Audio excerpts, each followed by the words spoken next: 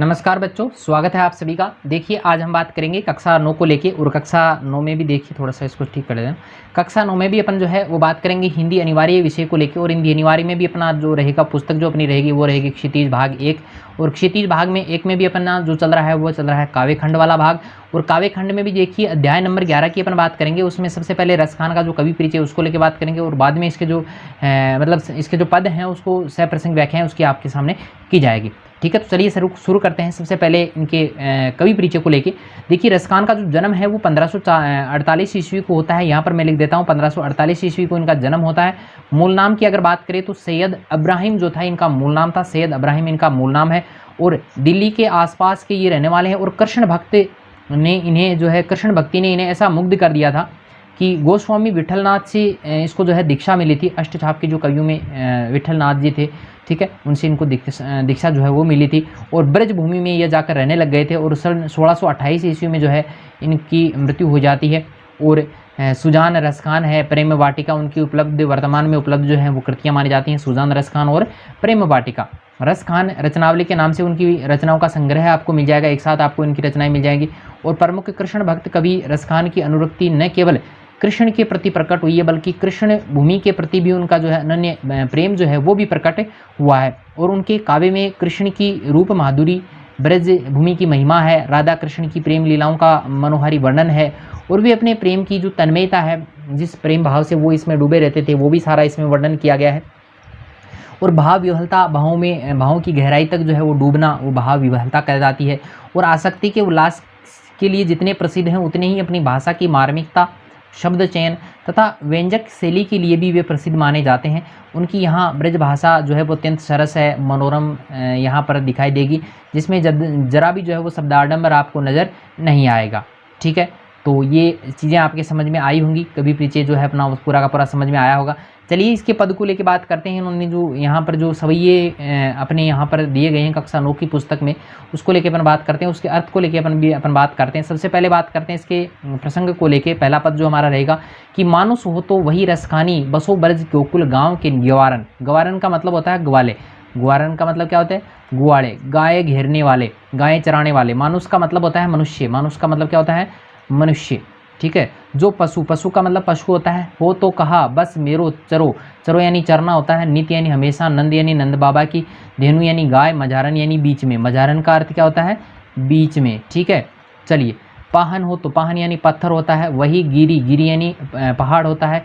को जो कियो हरि छत्र, हरि छत्र यानी हरि ने छत्र के रूप में धारण कर लिया था, किसको, पुरंदर को, इंद्र भगवान धारण यानी धारण करना।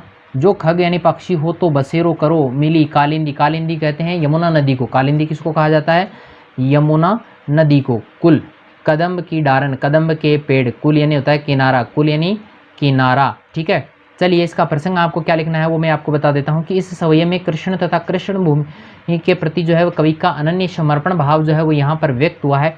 और ये जो पद है वो रसखान द्वारा रचित है, और कक्षा 9 की जो पुस्तक रहती है क्षितिज भाग 1 उससे लिया गया है। 11वां पाठ हमारा रहेगा। व्याख्या को लेके बात करें तो कवि रसखान देखो हर दशा में जो भगवान श्री कृष्ण है उनका सानिध्य चाहते हैं, हमेशा ये चाहते हैं कि समीपता जो है वो श्री कृष्ण जो है श्री कृष्ण के साथ में वो चाहते हैं। रसखान क्या कहते हैं कि यदि मुझे अगले जन्म में मनुष्य योनि में जन्म लेना पड़े, मनुष्य अगर मुझे बनना पड़े, तो मेरी इच्छा होगी कि मैं ब्रज में गोकुल गांव के जो ग्वाले हैं उनके बीच में ग्वाला बनकर निवास करूं। कि मानुष हो तो वही रसखानी, बसो ब्रज गोकुल गांव के ग्वारन, गोकुल गांव के जो ग्वाले हैं उनके बीच में जाकर मैं बसना चाहता हूं। यदि मुझे पशु बनना पड़े, कि जो पशु हो, अगर मुझे पशु बनना पड़े तो मेरे बस में क्या है, कुछ नहीं रहता। पशु बन जाते हो तो जहाँ पे जैसे आपको लोग ले जाएंगे वहाँ पे आपको जाना पड़ेगा। तो उस समय मेरी चाहत क्या है, मेरी इच्छा यही होगी कि मैं नंद की गायों के बीच में चरने वाला पशु बनूं। मुझे पशु बनना पड़े तो मेरो चरो नित्य नंदन की धेनु मनधारण, कि नंद बाबा की जो श्री कृष्ण की जो गायें हैं उनके बीच में चरने का मुझे सौभाग्य मिले, उनके बीच में रहने का मुझे सौभाग्य प्राप्त हो। पाहन हो तो वही गिरी जो कियो हरि छत्र पुरंदर धारण। और यदि मुझे पत्थर बनना पड़े तो उस गोवर्धन पर्वत का मैं पत्थर बनना चाहूँगा, जिसे श्री कृष्ण ने इंद्र भगवान के प्रकोप से ब्रज की रक्षा के लिए छत्र की तरह हाथ में उठा लिया था, छत्र की तरह उसको हाथ में धारण कर लिया था। और देखिए, जो खग हो तो बसेरो करो मिली कालिंदी, कुल कदम की डारन। यदि मुझे पक्षी बनने का सौभाग्य प्राप्त हो, पक्षी मुझे बनाना पड़े, तो मेरी इच्छा है कि यमुना के तट पर स्थित कदम की जो डालियां हैं उस पर मेरा बसेरा होना चाहिए, वहाँ पर जाकर मैं पक्षी बनाना पसंद करूँगा। और कवि जो है यह कहकर इस जन्म में जो है वो श्री कृष्ण का सानिध्य प्राप्त करना चाहता है कि कोई भी जन्म मुझे मिले, लेकिन मुझे सिर्फ और सिर्फ किसका सानिध्य चाहिए, श्री कृष्ण का सानिध्य चाहिए। ठीक है, समझ में आया होगा। फिर भी कोई आपकी कोई दिक्कत हो तो आप जो है कमेंट जरूर किए दीजिएगा। ठीक है, चलिए आगे चलते हैं। पद नंबर 2 को लेकर अपन बात करते हैं कि या लकुटी और कामरिया, लकुटी कहते हैं लाठी को, लकुटी किसको कहते हैं, लाठी को। कमरिया का मतलब होता है कंबल, कंबल कमरिया। पर राज, राज यानी राज्य, तिहु यानी तीनों, तिहु का मतलब होता है तीनों। पूरी यानी लोक, पूरी यानी क्या होता है, लोक होता है। तजी यानी त्यागना, तजी यानी त्यागना। डारो यानी डालना। आठों यानी आठ, आठों यानी क्या होता है, आठ होता है। सिद्धि यानी सिद्धियाँ। नव यानी नौ, नव यानी क्या होता है, नौ होता है। निधि का मतलब निधियाँ। सुख, सुख यानी सुख। नंद की गाय यानी गाय, गाय यानी क्या होता है, गाय होता है। चराई यानी चराना। बिसारो, बिसरो यानी भूलना, बिसरो यानी भूलना। रस खान कबो इन आँखिन, आँखिन यानी होती हैं आँखें, आँखें यानी क्या होती हैं, आँखें। सो ब्रज के बन, बन यानी वन। बाग यानी बाग। तड़ाग यानी तालाब, तड़ाग किसे कहते हैं, तालाब को कहते हैं। निहारो यानी देखना, निहारो यानी देखना। कोटि यानी करोड़ों। कल गोत, सोने चांदी के, सोने चांदी के। धाम यानी भवन।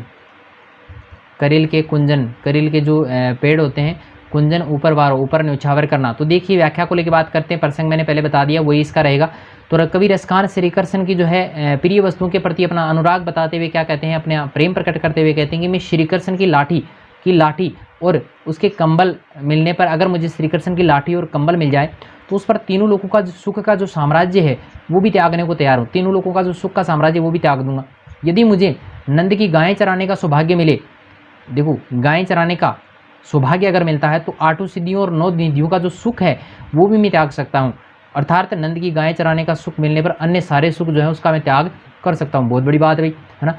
और जब मेरे इन नेत्रों को ब्रज भूमि के बाग तालाब आदि देखने को मिल जाए, अगर मेरे आंखों को ब्रज भूमि के जो बाग हैं तालाब हैं वो देखने को मिल जाए, तो करील के कुंजू में विचरण करने का अगर सौभाग्य मिल जाए, तो उस सौभाग्य के सामने में जो है सोने के जो करोड़ों महल हैं उनको भी न्यौछावर कर सकता हूँ। सोने के करोड़ों महल अगर मुझे मिल जाए, यानी सारे सुखों को जो है मैं त्याग सकता हूँ अगर श्री कृष्ण की ये चीज़ें मुझे मिल जाए तो। ठीक है, तो पसंद आता तो लाइक जरूर कीजिएगा।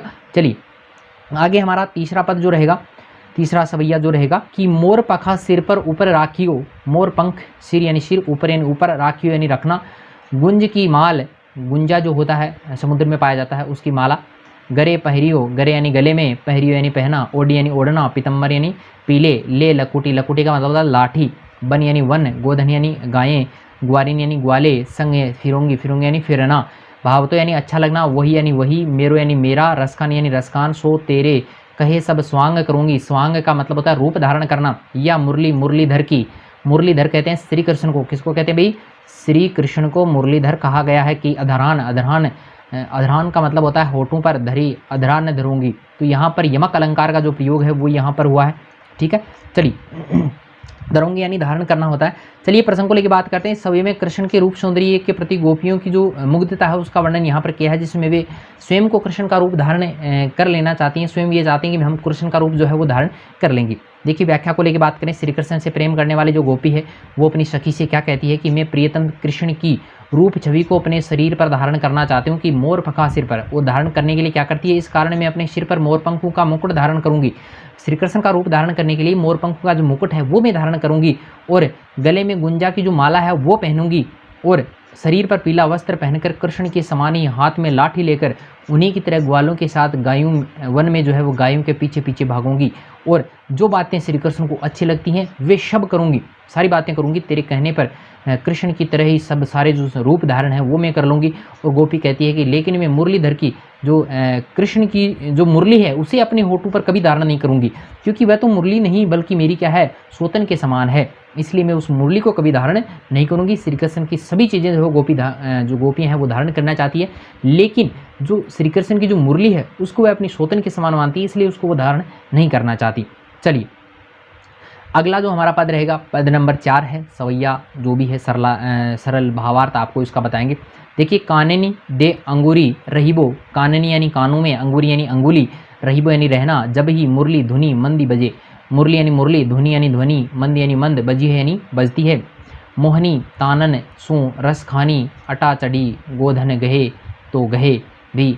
मोहनी यानी मोहित होना, तानन यानी ध्वनि, अटा अटा यानी अटना, चढ़ी यानी चढ़ना, गोधन यानी यहाँ पर गायों की बात की गई है, गोवर्धन पर्वत भी हो सकता है, गेहे तो गेहे भाई पकड़े तो पकड़े कोई बात नहीं, ठीक है। तो गाय, टेरी यानी रट्ट लगाना, ध्वनि निकालना, कहो सिगरे, सगरे यानी सारे, ब्रज लोगी ने ब्रज लोगों को, काली कोऊ कितनों समझाए, चाहे कोई कितना ही समझाए, मायरी व मुख की मुस्कानी, संभारी नहीं जेही, संभारी यानी संभालना, न जेही यानी नहीं जाता, ठीक है। इसमें श्री कृष्ण की मुरली की धुन और उसकी मुस्कान के अचूक प्रभाव और गोपियों की उसके प्रति जो व्यवस्था है उसका वर्णन यहाँ पर कवि ने किया है। तो गोपियाँ क्या कहती हैं, देखो श्री कृष्ण की मुस्कान पर मुग्ध होकर कोई गोपी अपनी सखी से कहती है कि जब श्री कृष्ण मंद मंद ध्वनि में जो है वो मुरली बजाएंगे तो मैं अपने कानों में उंगली डाल लूँगी, क्या करूँगी, अपनी जो कान है उसमें उंगली डाल लूँगी ताकि मुरली की जो ध्वनि है वो मुझे आकर्षित ना कर सके, वो मुझे अपनी तरफ जो है वो आकर्षित ना कर सके। और या फिर श्री कृष्ण जो है ऊंची अटारी पर चढ़कर मुरली की मधुर तान छोड़ते गोधन गाने लगे तो गाते रहें परंतु मुझ पर उसका कोई प्रभाव नहीं होगा। देखो अटा चढ़ी, कोई बड़े पहाड़ पर वो अगर चढ़ जाए, अटारी पे वो चढ़ जाए और वहाँ पर अगर वो गोधन गाते हैं तो गाए भाई, उससे मेरे को कोई प्रभाव मतलब नहीं है। मैं ब्रज के सभी लोगों को पुकार कर कहना चाहती हूँ कि कल कोई मुझे कितनी ही समझा ले, चाहे कोई कुछ भी कहे, किंतु यदि मैं श्री कृष्ण की आकर्षण मुस्कान देख ली तो मैं उसमें विवश हो जाऊंगी, मैं उसके मुख को सुख को है जो संभाल नहीं पाऊंगी, वो उस सुख को मैं अपने अंदर समा नहीं पाऊंगी, इसलिए मैं इन सब से दूर भागना चाहती हूँ। ठीक है, समझ में आया होगा। चलिए कुछ चीज़ें हैं जो आपको समझानी ज़रूरी है, वैसे थोड़ा लेवल थोड़ा ज़्यादा है लेकिन समझानी ज़रूरी है। एक तो सवैया छंद क्या होता है, एक वर्णिक छंद होता है, जो भी पंक्तियाँ होती हैं जिसमें वर्णों की गिनती होती है उसे वर्णिक छंद के नाम से जानते हैं। और ये ब्रज भाषा का बहुप्रचलित छंदों में से एक माना जाता है। इसमें 22 से लेकर 26 वर्ण होते हैं। वर्णों की संख्या जो है, एक कोमा जब आता है, पूर्ण विराम जब आता है तो उसमें 22 से लेकर 26 वर्ण आपको मिल जाएंगे। अब देखो आठों सिद्धियाँ क्या होती हैं, 8 सिद्धियाँ कौन कौन सी हैं, अणिमा होती है, महिमा है, गरिमा है, लघिमा है, प्राप्ति है, प्रकाम्य है, ईशित्व है और वैशित्व है। ये 8 अलौकिक शक्तियाँ 8 सिद्धियों के नाम से जानी जाती हैं। 9 निधियों की बात करें तो पद्म है, महापद्म है, शंख है, मकर है, कच्छप है, मुकुंद, कुल, नील, खर्व है। ये कुबेर की 9 निधियाँ मानी जाती हैं। लोग इनको प्राप्त करने के लिए तरसते हैं। ठीक है, आपको भी तरसना है इनको प्राप्त करने के लिए ही सही हो, चाहे और भी हो ना, कोई दिक्कत वाली बात नहीं है। चलिए आज के लिए इतना ही, फिर इसके प्रश्न उत्तरों को लेके बात करेंगे। ये तो अपना पूरा हो ही चुका है ना। चलिए मिलते हैं एक नए वीडियो के साथ में, तब तक के लिए धन्यवाद।